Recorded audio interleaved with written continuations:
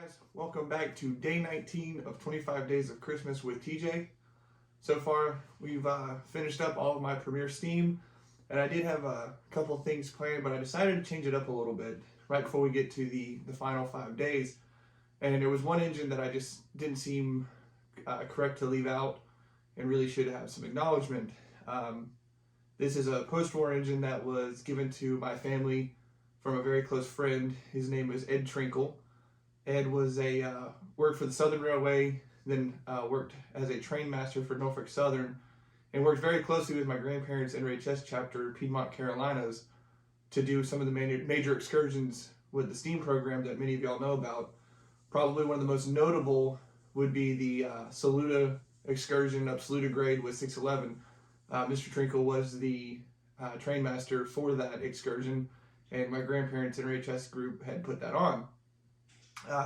He was a Vietnam vet, went to Virginia Military Institute, as a graduate there, and very involved with the railroad and local things with NS and Southern.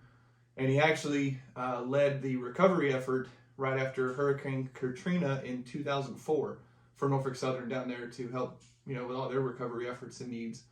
So a very, very knowledgeable guy, very big in railroading, and was a very close friend to my grandparents and to the family. And he had, like many kids growing up at that time period, post-war Lionel. And I forget when, but I know I was younger when this happened. He had given my grandfather his post-war Lionel from when he was a kid. And we always termed it, or it got termed and was referred to as the Trinkle train. And I always remember hearing that as a kid and, thinking it was really cool. And this guy was a railroad hero. And, so I always gravitated towards it. So that is the engine that I try to bring out and use for the holidays, just because it's, classic Lionel and it has a very good story. That engine would be a 2046 Hudson. Has the whistle tender and everything, and it still works.